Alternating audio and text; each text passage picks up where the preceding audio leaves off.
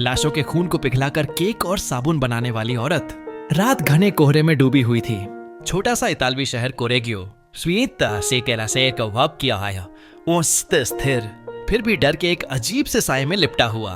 शहर के बीचों बीच एक जर्जर पुराना घर।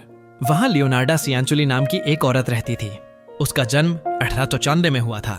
बाहर से वह एक साधारण औरत थी। मुस्कुराती, अपने पड़ोसियों से प्यार से पेश आती, उनके लिए केक बनाती। लेकिन अंदर ही अंदर वह खून की प्यास से प्रेरित एक राक्षस बनती जा रही थी। बचपन से ही वह मानती थी कि उसके जीवन पर एक अभिशाप है। उसकी मां ने उसे जन्म के समय ही श्राप दिया था और वह डर धीरे धीरे उसके खून में समा गया। अपने जीवन में एक के बाद एक बच्चे को खोने के बाद वह लगभग पागल हो गई थी। उसके 17 बच्चे थे, लेकिन 13 बीमारी और दुर्घटनाओं में मारे गए। केवल 4 बच्चे जीवित थे और उनमें से सबसे प्यारा उसका बेटा ग्यूसेप था। 1933 के अंत में खबर आई कि द्वितीय विश्व युद्ध शुरू हो गया है। इटली युद्ध के मैदान में सेना भेज रहा था। लियोनार्डो के प्रिय पुत्र ग्यूसेप को भी युद्ध में जाना होगा। यह समाचार सुनकर वह टूट गया। उसने छाती पीटकर रोते हुए कहा, मैं किसी और को नहीं खो सकता। अगर वह युद्ध में मारा गया तो मेरा जीवन समाप्त हो जाएगा। उस समय उसके दिमाग में एक भविष्यवाणी घूम रही थी। एक ज्योतिषी ने उसे बताया था कि वह अंततः जेल जाएगा, उसके जीवन में रक्त बहेगा। एक और भविष्यवाणी में कहा गया था कि यदि आप किसी का जीवन देते हैं तो आपके पुत्र का जीवन बच जाएगा। इस प्रकार उसके मन में एक भयानक विश्वास ने जन्म लिया कि यदि वह दूसरों का रक्त और मांस बलिदान करता है तो उसका पुत्र मृत्यु से बच जाएगा। 17 फरवरी 1940 उस काले दिन की शुरुआत थी। फॉस्टिना सेट्टी नाम की एक अविवाहित महिला लियोनार्डो के पास आई। फॉस्टिना लंबे समय से विवाह करने की कोशिश कर रही थी, लेकिन किसी तरह उसे कोई उपयुक्त वर नहीं मिल रहा था। लियोनार्डो ने उससे कहा, मैंने तुम्हारे लिए एक अमीर पति का इंतजाम कर दिया है, लेकिन किसी को बताना मत। उसने उससे एक विदाई पत्र लिखवाया ताकि किसी को शक न हो। फिर घर के अंदर उसने शराब में नींद की गोलियां मिला दी। जब फॉस्टिना बेहोश हो गई तो लियोनार्डो ने कुल्हाड़ी से एक ही वार में उसका सिर कुचल दिया। उस रात उसने उसके शरीर के टुकड़े टुकड़े करके कास्टिक सोडा से भरे एक बड़े बर्तन में फेंक दिए। मांस और हड्डियां पिघलकर एक गहरे रंग के तरल में बदल गईं। उसने बस खून इकट्ठा किया और उसे आटे में मिलाकर एक मीठा केक बनाया। अगले दिन पड़ोसी आए और मुस्कुराते हुए केक खाया। किसी को पता नहीं था कि उसमें फॉस्टिना का खून मिला हुआ है। कुछ दिनों बाद 5 सितंबर 1940 को लियोनार्डो ने फ्रांसेस्का सोवी नाम की एक और महिला को निशाना बनाया। इस बार उसने कहा, मैंने तुम्हारे लिए विदेश में एक अध्यापन की नौकरी का इंतजाम कर दिया है। तुम भाग्यशाली हो।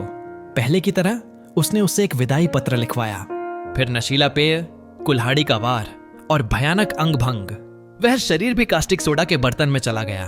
उसने उसके खून से एक केक भी बनाया। लियोनार्डो ने मन ही मन फुसफुसाया, मैंने एक और आत्मा की बलि दी। इस बार मेरा बेटा जीवित रहेगा। लेकिन उसकी प्यास नहीं बुझी।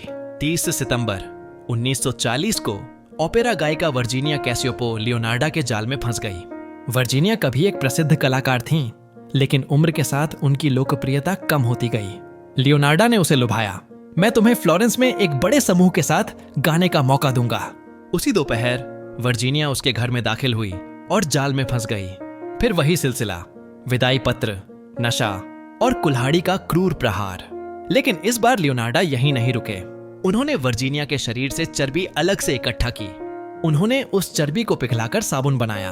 उन्होंने मुस्कुराते हुए साबुन पड़ोसियों को दिया और कहा, यह बहुत अच्छा है, यह शरीर को साफ रखता है।